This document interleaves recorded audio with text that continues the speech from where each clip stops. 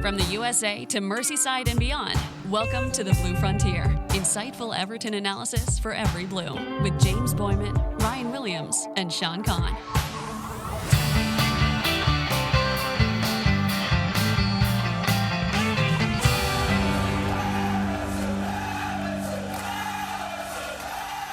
Greetings, Toffees. Welcome back to another episode of the Blue Frontier. Everton win their first League Cup match for the 10th year in a row, believe it or not, comfortably beating League One Mansfield Town through Charly Alcaraz and Beto's second half goals. James here, joined by Ryan and Sean for our post-match. Before we get into it, just a reminder that if you enjoy the show, leave us a rating and review on your podcast platform of choice. Those ratings are creeping up there. We're almost to 100 ratings on Apple Podcasts, so please leave a rating and review. Follow us on socials, join our Discord, all that good stuff. And with that, hand it off to Ryan for the summary quote of the day. Yep, from my man, Kieran Jennings, my nemesis on Twitter. Not really. Kieran's a quality guy. He works in football as well, and a diehard Blue. His quote, perfectly professional performance. I mean, you want to talk about some alliteration there, folks. There you go. Who knew he was a poet?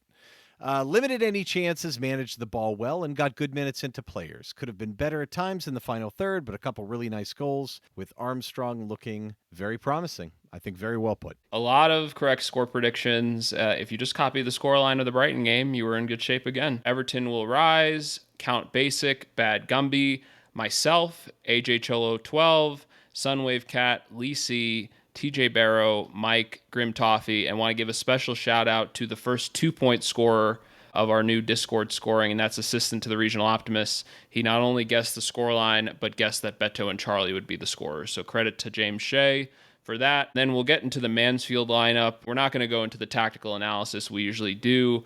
Of course, Ryan was the one to point this out, but Dom Dwyer on the bench, glad to see that he's still alive and well and just kind of having fun. Of course, a mid-table League One team, we weren't expecting, anything great. A lot of the conversation was on number 17, Dickov. But outside of that, just a team that I think was doing pretty well in League One so far to start the year, and just kind of another test for us after our 2-0 win. So on to the Everton lineup. It's League One, right?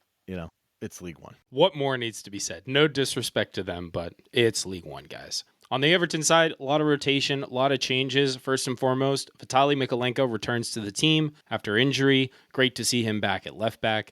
Maintain the same center back pairing of Tarkowski and Keane. Seamus Coleman also making his season debut, one for the nostalgic among us, you could say, and he had a halfway decent game. And then you had James Garner and Harrison Armstrong paired up in midfield. I think going into it, a lot of people were excited to see Armstrong finally get first team minutes, and he did not disappoint by any stretch of the imagination. And then leading the line, you have Grealish, Alcaraz, and Dwight McNeil at right wing, which was also another interesting thing to monitor throughout. Thierno Barry also, perhaps a little surprisingly, not rotated in favor of Beto going into the match, but you would think if he's the first choice that Beto would get the minutes here. We, of course, would see Beto come on as a sub. So, nevertheless, significant. And, of course, Travers, a goalkeeper. I almost forgot, getting his first Everton appearance as well. So, a lot of rotation, something that we have not been accustomed to at Everton, having the depth that is requisite to make these kinds of rotations. And then we get into the game, and as Kieran summed it up, professional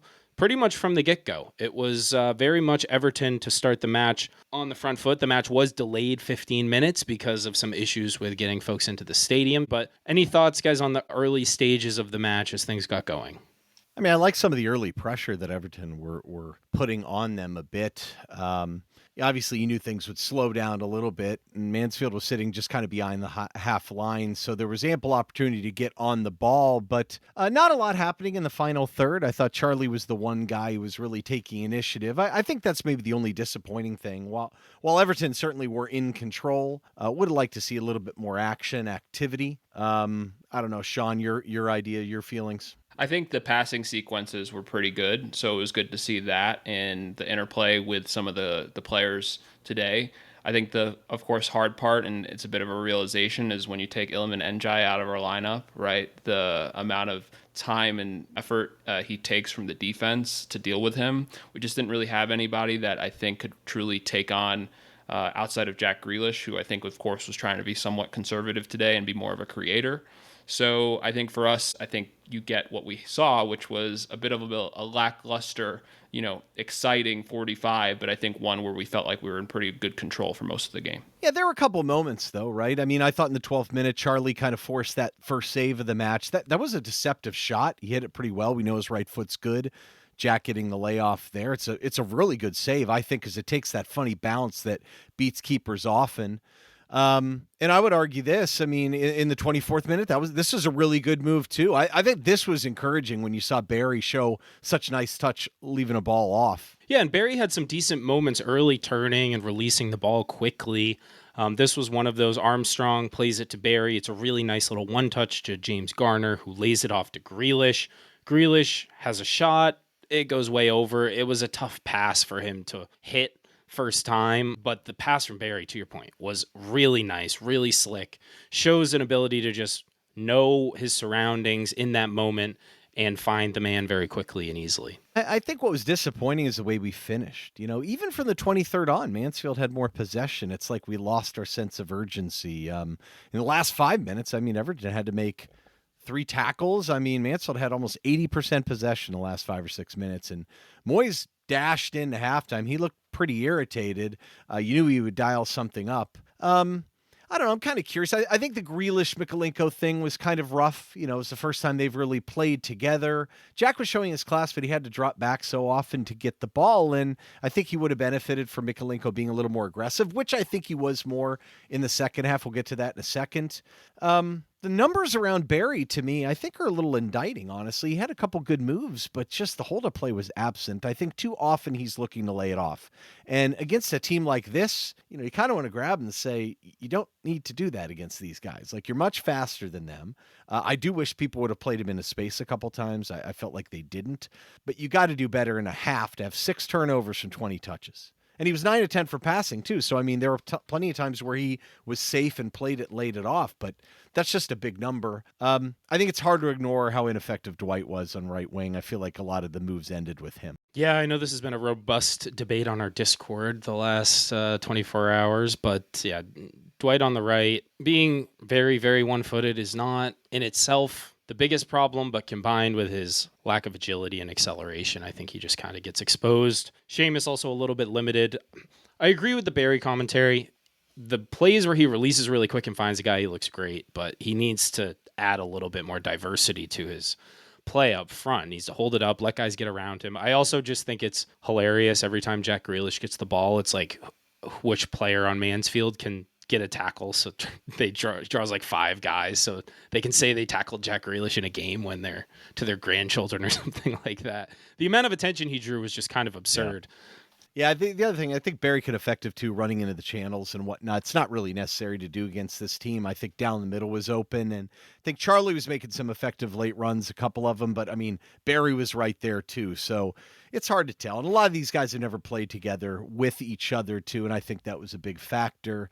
The numbers were still overwhelming. I never really felt like Mansfield was going to score. Yeah, I mean, it felt like we were in control, even when Mansfield, I think, like you said, Ryan, was kind of just dominating the last part of the first half.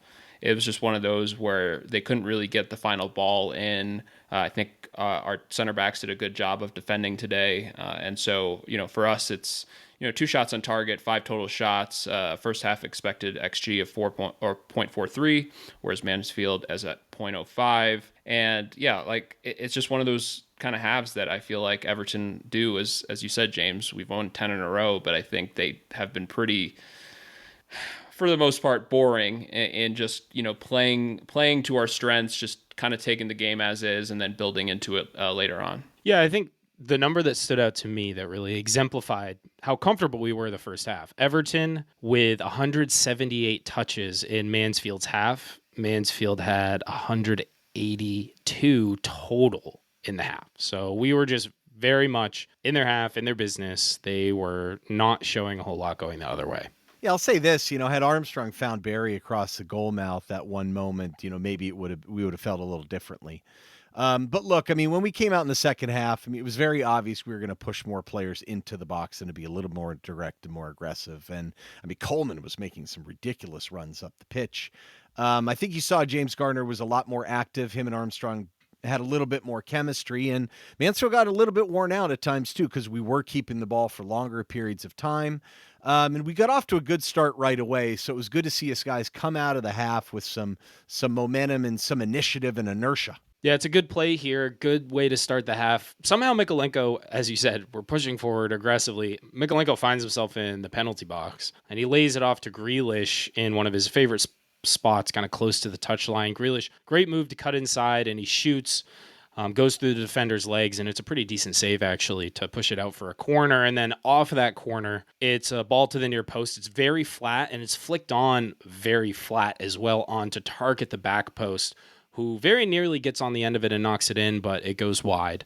And I think we actually got another corner off that play. But threatening very early, good start. Moyes would have been pleased. Yeah, you saw that Mykolenko-Grealish dynamic change a little when Mykolenko had the courage to push higher and the opportunity to do so. And that's a combination of a lot of factors.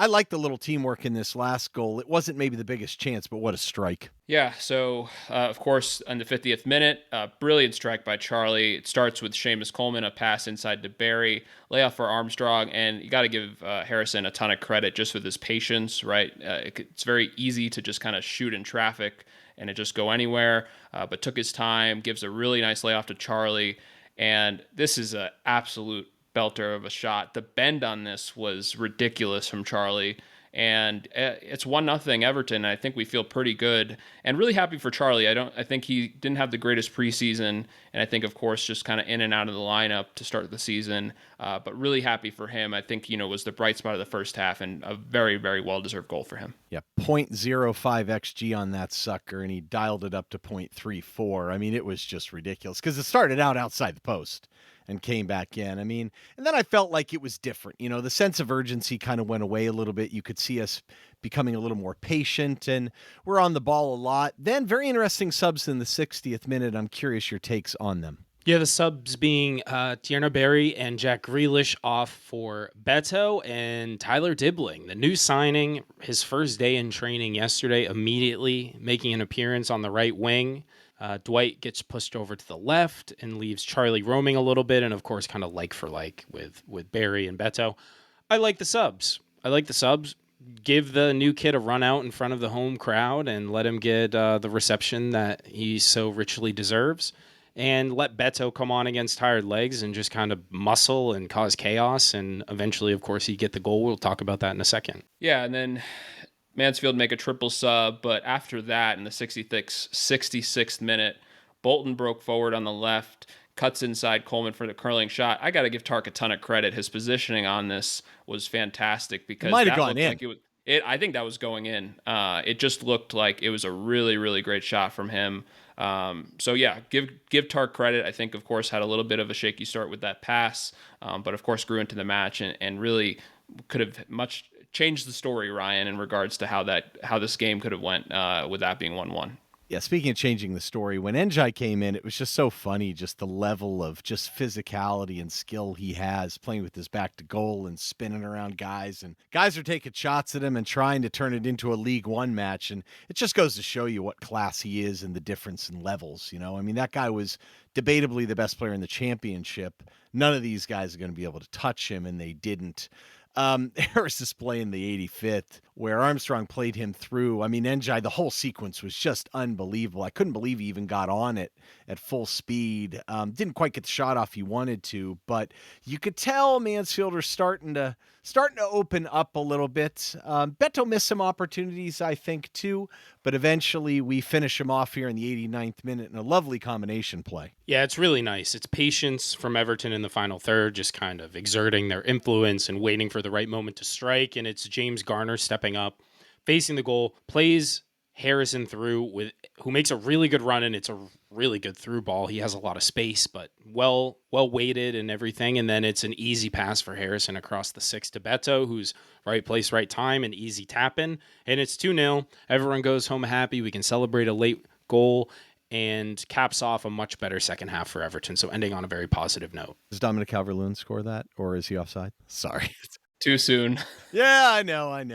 Yeah, I mean, you look at the numbers. The second half numbers, though, I think are pretty overwhelming and tell the story. I mean, they had 2 shots, but that was it. Nothing on target, no big chances, no nothing. Everton with 1.76 expected goals, 73% possession, 9 total shots, 4 on target, 3 big chances, 2 missed, and took care of the ball, 88% passing, and it was a little bit more aggressive at times too, so it wasn't just all tiki-taka, which we would never do, in our own end. And I think in particular, the midfield started to grow into the game and really get on it a lot more. Is that SofaScore's full game stats there, James? It is, yeah, just to sum it all up, in total, Everton 2.19 XG, Mansfield Town 0.32. They had 3 total shots to our 14. We had 6 shots on target. All in all, just again a really dominant match for Everton, and just grew into the game in the second half. Committed fewer fouls. We had 5 corners to their 1. Just all in all, it's hard to find a spot where we were not the better team. And I think what sums it up most is Everton had 35 touches in Mansfield's box, whereas they had 7 in ours. Yeah, you look at kind of where the possession was too, almost 50% in the middle third, but only 19% in the home third and 32% in the away third. I mean, that's something you haven't seen too much from Everton, so it was nice. And that's the thing, like even our guys off the bench, kind of our lesser performers, we'll say, some of them are really good on the ball still, even if some of their weaknesses lie elsewhere, Harrison Armstrong in particular. So you could do a little of that. And at times it was maybe not riveting excitement, but at least there was some quality and technique. And I really appreciate matches like that. Mansfield kept trying to attack on the left side. That's where a lot more of the action happened. Especially the second half, it went through Dibling a lot. Dibling was patient. He didn't try and force things maybe like Dwight did. And maybe that was some of the benefit. If it's not there, it's not there. But I found it very interesting. If you think about, we were attacking more kind of down that side, which depending on what we do at right back, if Jake O'Brien's future is not at right back permanently, I hope it is not. I think that's what your dynamic's going to look like with Mykolenko. I think he wants to sit back a little bit more. I also think it was massive to get Ghana, Pickford, and Kieran Dewsbury Hall breaks. I think that was massive. Yeah, I mean, I think one thing that we really haven't talked about is giving David Moyes a ton of credit for this lineup. How many years have we complained incessantly about rotations through the cup for a cup run, et cetera, et cetera? I thought he did a really good job. I know it's early, but giving some guys some minutes, as well as I think even somebody like Jack Grealish, the way he managed him throughout the match, Tyler Dibling, 30 minutes. I just think very, very smart management by David Moyes today. There was some attacking intent, too, in design. Mm-hmm. It was good to see. For sure. And it's nice to have that depth now. And we're still not, hopefully, done with this window. So nice to have the depth to be able to rotate and still have some decent quality. I also will just say, though this match was boring at times, it was the kind of boring where you feel like, all right, well, when are we going to finally finish these guys off? As opposed to the boring of Everton's past, which is like, when is something going to go horribly wrong? So I take that as a huge positive. Still some issues, I think, in the final third, but yeah, it was controlling in terms of boring. That's good boring to me. Some pretty good individual performances, though, I think. Yeah, I'll start with mine. And I was surprised that you didn't pick him, Ryan, when I got into the doc. But I picked Harrison Armstrong as easy choice. I wanted to pick James Garner at first just because I've picked him every single time. But I think Harrison absolutely deserved this one. 2 assists, 3 key passes. 2 assists, by the way, is the new kind of, key stat in today's world, I guess. 3 key passes, 1 shot, 73 touches, and 92.3 pass accuracy on 65 passes. Of course, 1 for 1 on accurate through balls, 1 for 2 on long balls. And I think, as we talked about, just super tidy and looked at another level at times when it came to just kind of controlling and the touch of the ball. And that was just really good to see, especially kind of, like you said, against an opposition that's probably going to get into his grill a little bit, hit him a few times. And so I thought he did a really good job of handling that pressure and just looks so calm for a youngster like him. So, really happy for Harrison. I just want to say, Sean, I'm a little disappointed that you lack commitment to the James Garner bit so much that you would abandon it after just 2 matches of picking him every single time. But Harrison Armstrong was a very good choice. So I mean, that was kind of like the bit when I was picking other teams' players. I mean, it's kind of amusing at first. It's still alive for the Premier League, just to be clear. So yeah, I didn't pick Minta in the match. Like, just because I put him on there, I didn't actually pick him. And I did actually do that last year for players. All right. My choice. I'm going to pick Iwobi when we play Fulham anyway. It doesn't matter. All right. Well, that's obvious. Everyone can see that coming a mile away. Evans was pretty good for Mansfield. Sorry. Yeah. Okay. My choice for the day was actually an interesting one. James Tarkowski.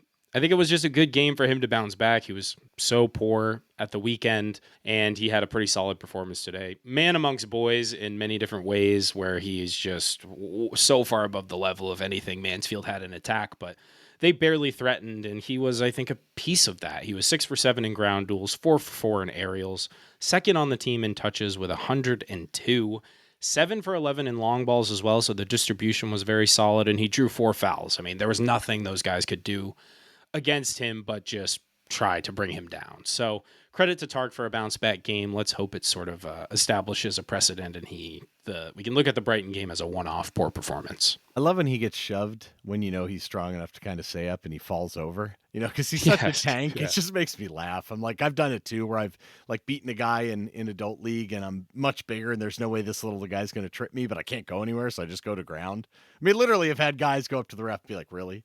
I'm like, you fouled me. It's a foul, man. So at least he got the calls. I feel like they weren't calling him last match. I went with Charly, Carlos Alcaraz. He was just super active. I think if you had vision problems and only saw blurs of players, you would have probably still noticed him. His movement was great. Incredible finish for the first goal, and I think that opened everything up for Everton. 3 for 3 in dribbles. Sometimes he gets a little sloppy with the ball. Mostly he was tight on the ball tonight. That was good to see.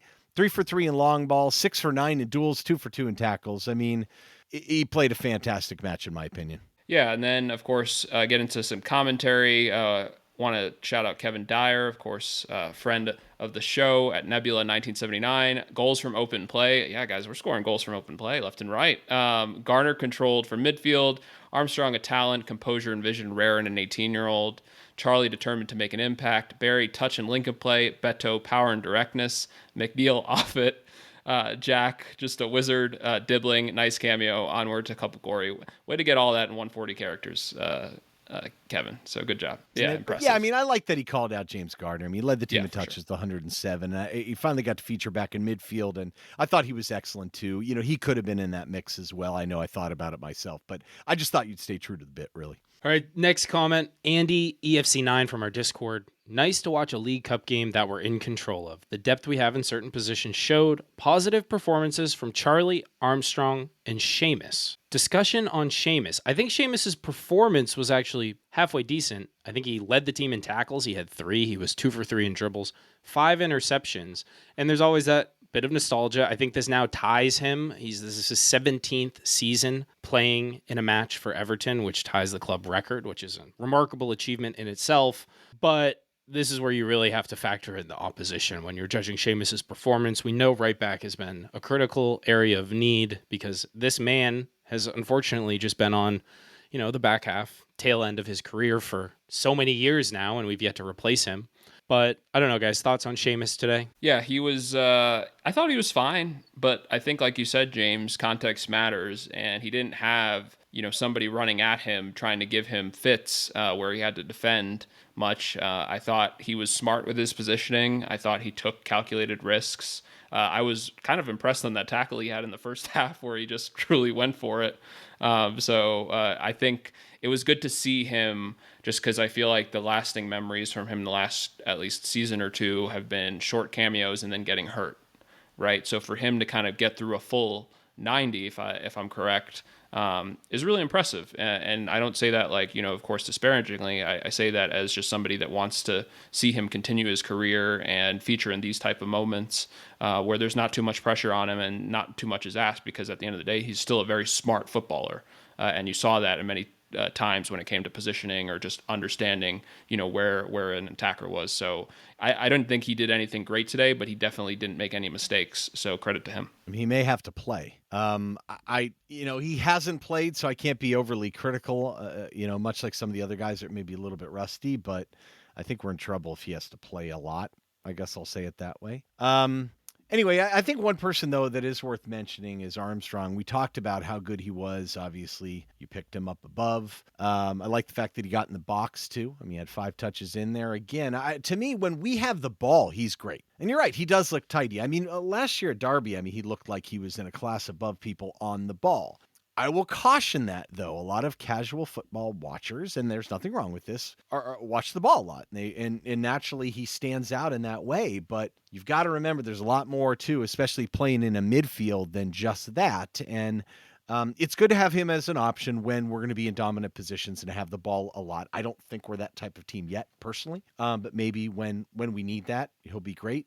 I guess I'll quote Alex's response here at Alex Dow with a whole lot of numbers. Alex Dowling said, Harrison Armstrong looks great. In my opinion, he's ready to be a part of the squad. Gentlemen, would you keep him as part of the squad or would you send him on loan? Really tough to say based off just his preseason and this one performance against poor opposition. I think he would see minutes if we kept him as purely depth in midfield. I don't think he's getting in over some of the other guys we have. And if we sign someone, I think you just have to send him out on loan purely for the long-term benefit. He might benefit a little bit from being around the first team squad at Everton this season and yada, yada, yada, but not as much as he would from playing and starting every single week for a team in the championship or wherever we send him. That said, it's just really exciting to have an academy prospect on the fringes of the first team. And I think he has such a bright future. Another year of starting most matches, which he will not do at Everton this season, is just the best move for the long-term benefit of both player and club. The hard part is because I think I made the point today about, let's just say if we don't sign anybody, which I agree with James, you would keep him. But you think of a time like AFCON, right, where Ghana's going to be gone, and depending on who we sign, you can't really play like him somewhat deeper.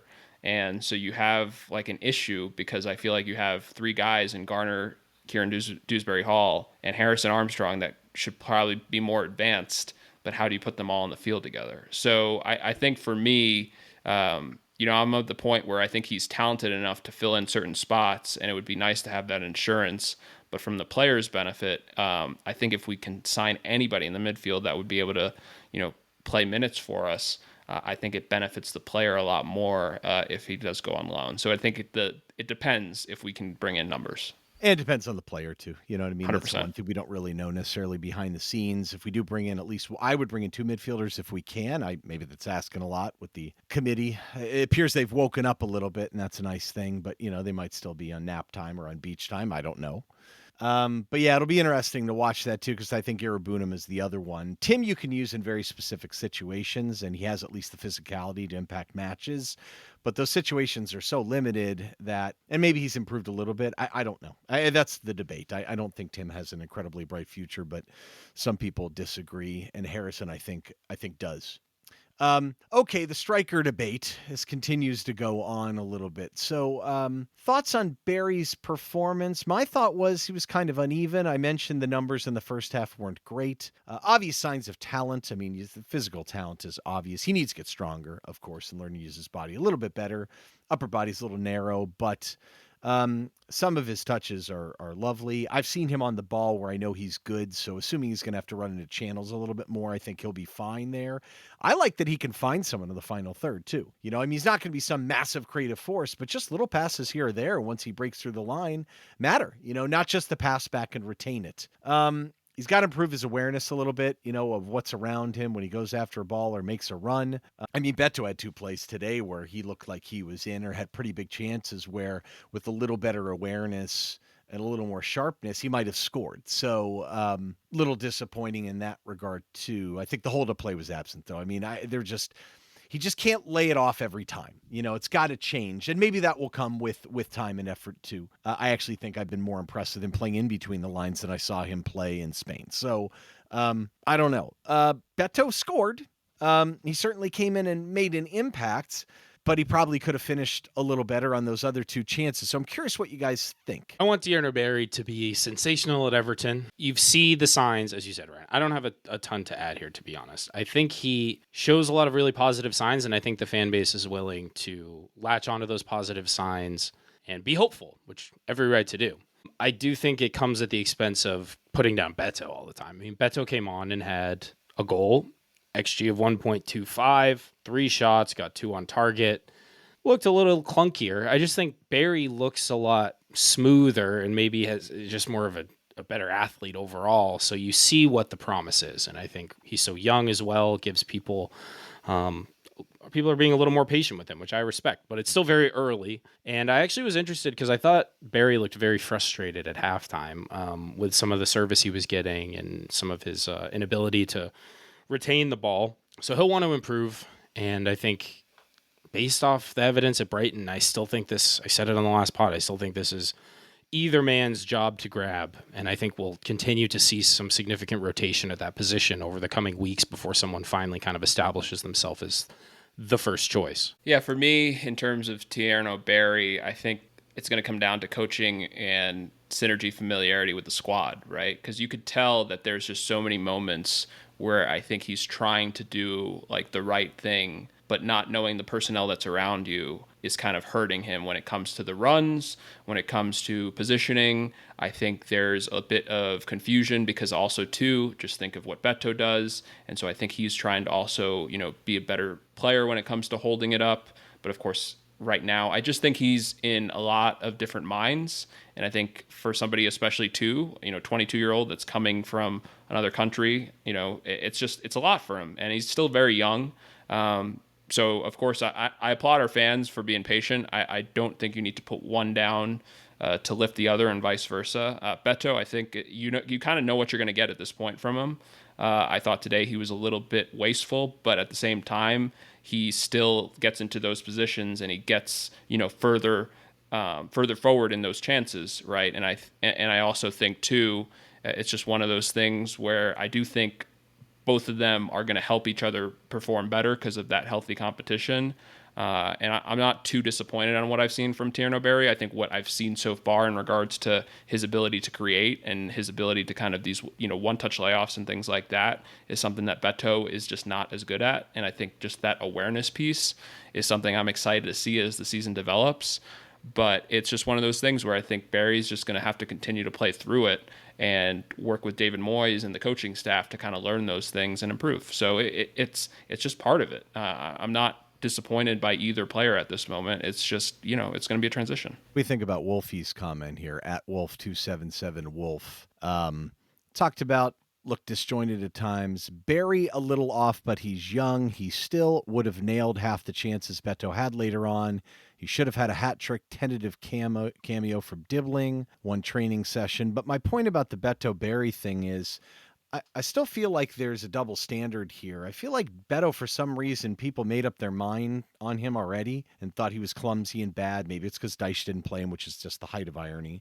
He came in last year and just banged in goals. I mean, he actually saved our season in many ways. He was instrumental on this team, and he comes in and misses some chances, but we create a lot better chances when he's in there, and he is part of that. I mean, you can't extract him from that and say things like Barry would have finished those chances, because I don't know if he would have made those chances, really, and that's part of it. And so it's also Beto coming off the bench, too. I mean, that's an advantageous position to be in when we've worn them down and we had more of the ball. But I don't think Barry really came out like a rocket either, and it's going to take time for him to get comfortable. I don't know. I just think the aesthetics around Beto really turned people against them, and I really don't like that attitude. It's the same stuff against Decore that he couldn't pass, and then you look at the numbers, and he clearly took care of the ball. And it's why someone may look at Harrison Armstrong, a.k.a. Andre Gomes, and think he's an amazing player when he's not. And Armstrong could be very good, too. I love watching Armstrong. I can't stop talking to guys like that. I just love guys that have such quality on the ball. Asnu's a little bit like that, too. I'm excited to see him, and we saw it with Dibling, too. Let's talk about Dibling for a second while I just keep yapping. I think it's tough to judge him without a proper right back. He didn't force anything. 0 for 3 in dribbles. I thought this guy was our dribbler. I still thought he had some moments, though. Sean, we were talking about it a little bit before the pod, right? I mean, there's some moments of quality you're thinking, not a lot of guys can do that, especially at his age. Yeah, and I don't think the defenders were distracted by his really, short socks. I think it came to a place where he was red just shoes. being red shoes. Yeah, maybe they're orange. It's hard to tell with Everton apparel nowadays. Let's not get started on that. But in terms of Tyler, yeah. So Tyler, I thought, was very patient, right? I think that was, and that might have been the instruction from David Moyes today, right? To just get on the pitch and just, hey, don't try to, force anything. You look at the pulse of the game right after we scored two. You know what I mean? I don't think. No, and I thought there were moments Decision-making where... looked good. Yeah, decision-making looked good, and I thought there were moments, too, when you could tell there were 2-3 guys draped around him, and he wasn't intimidated, right? And how many players have we had throughout the years that an ounce of pressure would just force them to go backwards, right? So it's exciting when you look at now Jack Grealish on one wing and now Tyler Dibling on the other once we get into just kind of the heart of the season. We're going to have players that are just not afraid of taking the defenders on. And then you add Iliman and Jai to that, and that formula, it gets me really excited, and it's good to see that he's healthy, because I think that was another concern I had just coming into the season with the reports with the Southampton, who's nursing an injury, looked like he was fine. You can't triple team on both flanks. I don't think there's a defensive scheme in the world that allows you to do that. So if you can get Grealish and Dibling on opposite sides of the field, it's going to create some major problems for opposition. Or Njai down the middle. I'll tell you what, I wonder if we start thinking about putting Jack at the 10. Just to give him some more roaming capability to work both sides. I think it's an interesting thought, and I think we've seen Njai's ability to really turn and run with the ball, and some chemistry that's already there with Mykolenko gives him a little more freedom. I would just love to see Dibling with a right back. What do we think about Mykolenko? I think it grew into the game a little bit. You can't expect too much, I think. He started out a little slow to me, but he started to grow into the player you thought he was. I mean, I think we know what we get from him at this point, right? Yeah, I think so. I think this was the perfect game for him to come back from injury and just get some minutes and stay healthy and just build as we go forward into the season. We know he's not at the highest level. He's not elite, but on his day, he's a rock solid defensive left back. And if you can get someone on the right-hand side who can get forward, I think that'll be really interesting and provide some balance. So I don't know, Sean, did you have anything to add on that one? And also just one quick thing. As his relationship with Jack or whoever's on the left wing, continues to develop, I think they'll find better balance there. Yeah, it was interesting also as the game started, they panned to Jack and Miko talking for it felt like 3 or 4 minutes about just positioning and whatnot. So it was good to see them communicating. It feels like there was instruction on how today would go. And you saw it, right? I think it was just good to see Miko just back. Felt like he wasn't really limited. I think the team was pretty smart in how they've handled whatever injury he had. I think really the only criticism I had is a lot of his crosses just felt like they were very flat and really never went into kind of the heart of the 6. It was more between the 12 and the 18. So yeah, that one was great kind one of to Beto. One great one to Beto. One. That was actually a great point, Ryan. That was a really good cross, and that was kind of where the criticism with Beto would lie, right, of trying to do better.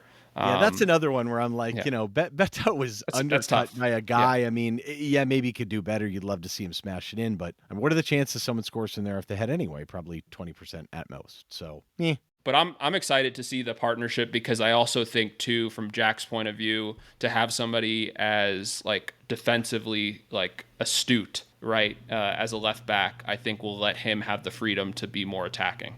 So that's exciting. I think also he'll play wider, Jack, against better competition. That whole space will be open for him. We saw how dangerous he was against Brighton, and we were pinging long balls to him and stuff. I think that's probably what it will be more like. Today, different. They're all sitting back. We wanted to run someone wide, and that's what happened. But, we'll see. And I mean, it's not like people don't know that's happening. But just because it's going to happen doesn't mean you know what's going on the rest of the pitch. And now we have some more options. Speaking of options, it looks like we may be down one less attacking option, but I don't think this is a bad thing. Do you guys? No, not at all. It's just a couple of days after the Dibling saga came to a close, and the fan base seems overall pretty satisfied. They haven't been clamoring for when's the next signing coming in, and we actually have an outgoing for the first time in a while, allegedly from Joe Thomas from the Echo, at Joe Thomas 18. David Moyes confirms Youssef Tramidi was left out of the Everton squad tonight because there may be an opportunity for him to get football elsewhere, presumably on loan, before the end of the transfer window. I don't know, guys. I feel like this was a little bit of a foregone conclusion from us after we signed Barry, that this was going to be the playbook as it pertains to Tramidi, that he would have to go get regular minutes, because I don't think any of us have lowered our outlook on him as a player. Still think he has a super high ceiling, but it's clear the kid's got to play to get better, and hopefully he's loaned to a decent level side where he can play week in, week out. Still think Rangers is a possibility. I think that would be really interesting. They're still going to drop into the Europa League phase. He'll have opportunities to play, and Rangers have too many center forwards, but it looks like one of them's finally going to France for a good deal, I think. So I think that's one to watch. I think the other rumor is really interesting is this idea that we have a loan done with Sevilla for Pato, assuming that Sanchez moves out of Sevilla, which is ironic considering we need a right back. So I don't know. I personally don't like that loan as much because I think that's a high level, and I don't know if that's the best for Pato. I'd like to see him maybe play a little bit easier a league so he can shine and be more of an attacking wingback. That's not how Lamidia typically plays, although he does a lot of man-to-man pressing, maybe not as wild as he did at San Jose and MLS. That was just outrageous at times. But, maybe that takes away some of the thinking for Pato, and maybe he just needs to be an athlete and press high on guys. So that'll be interesting to watch too. But it kind of gives you an idea that there's some moves still left to make, and I think we should expect that. Do we think there might be any moves in time for some of the remaining games? It would be nice. And we've got an interesting slate coming up, including a very big match in a couple weeks' time. Just quickly on Patterson, I do think him going out signals that the committee feels good about bringing a right back in. I don't know how you can let him go without really feeling that, even though I know that I didn't see a world in which Patterson would play. I think you would. Obviously, O'Brien playing over him speaks volumes for the last half a season. We saw Seamus play today. I mean, did that inspire confidence that that's an option going forward? I don't know if it did. I wouldn't be surprised they put him out there with that thought, almost to see what they've got right now. Maybe. Yeah, I think we've known for over a season at this point that Patterson's future at Everton is not really bright. So we need to figure out how to, mitigate the loss that we would take on the ridiculous fee we paid for him under previous ownership, but I will leave that for the past, and we can move on. Yeah, so as Ryan said, we do have a match, a very important one, of course, the Merseyside derby at Anfield, but we are playing this weekend against Wolves. We get the pleasure of going to the Molineux twice in the month as the Carabao Cup draw was announced, and that's where we will play our next match. Time and date are still to be determined. But of course, the only one of two teams that don't have a point this season in the league. Last season, they finished 16th, 42 points. Of course, 17th in expected points at 41.45. Talked about them extensively on our PL preview. They did win the Toilet Bowl Carabao Cup match against West Ham, so give them credit there. Of course, Jorgen Strand Larsen with 2 goals in the final minutes. Interesting kind of storyline with him, just because they can make a massive fee on him, given that the loan to buy completed in July at, I believe it was around 25 million, and Newcastle, I think, are going to end up going around 60 to 65. So curious, on his status for Saturday, because the window closes a few days after that, right? But they are struggling right now. I think they are truly fed up with their ownership. Once again, just picked apart this summer. With some of their best players, Matheus Cunha, who's having a great time, losing to Grimsby Town with Manchester United right now. And of course, penalty. Ryan Almiron. Yeah, great penalty. Yeah. Brian Mbuemo and Andre Onana, he's doing a great job as well. But I think things to watch for us on Saturday. I mean, their midfield too is fantastic. Andre and João Gomez. Although, if I really hope Vitor Pereira decides to play John Arias in the middle of the field like he did with Bournemouth, that was kind of one of the more wild decisions I've seen. They just signed Jackson Tuachua at right back from Hellas Verona. Super fast right back. I thought had a good cameo. Of course, Kijana Hover has been starting, but he's hurt. But I just think this is the team that we can beat. You look at Jorgen Strand Larsen, I think he's a good finisher. Their defense hasn't been as good as I thought it would be. Emmanuel Agbadou, who I'm really high on, hasn't had a great start to the Premier League season. Jose Sa, I think, is a little bit shaky. And of course, you look at the other center backs, Totti, who of course got red carded, but he will be available because it wasn't a violent conduct red card. And then you have Matt Doherty, who has, of course, just played a long time, but I don't really think too highly of. And David Wolf, who I think is still trying to get his feet wet in the league. Fer Lopez and John Arias, if they're featuring, I think would be kind of their guys to attack our defense and be curious about. But this is a team, I think, with two wins in a row for us. We should feel good about going there and playing our game. And I think if we just show a good performance, we should be able to come out at minimum with 1, but hopefully 3. I'm not as optimistic as you. I still think this team has pretty big holes going into the window, and I don't think we're really going to see a team that's capable of just going in there and winning. I mean, you didn't make it sound easy, but you know what I mean? Like, I don't think we're that much of a class above these guys, except for at a couple different different positions, but sometimes those positions can make the difference. I'm hopeful, but I can't pretend like the Brighton match was some great performance either. And so after watching us just get absolutely rolled off the park at times against Leeds, which is really disappointing, and then watch us get very fortunate, I think, against Brighton, I still think we have a ways to go. But tonight, the story was, in my opinion, a really good one, a dominant performance, a controlled game, and seeing yet another new player come in and some of the other young guys get opportunities. So there's certainly a lot of talent to work with there. We have a couple additions at the end of the window. I'd love to get a result here at Wolves. Maybe it would give us a platform to move forward, but I'm really excited to see what happens after the window in particular. We've still got those big holes to fill, and I think if we fill them, it could be an interesting team to watch for the rest of the year. We're going to bookend some of Ryan's measured negativity with some positivity, because I share in Sean's optimism. Objectivity, not negativity.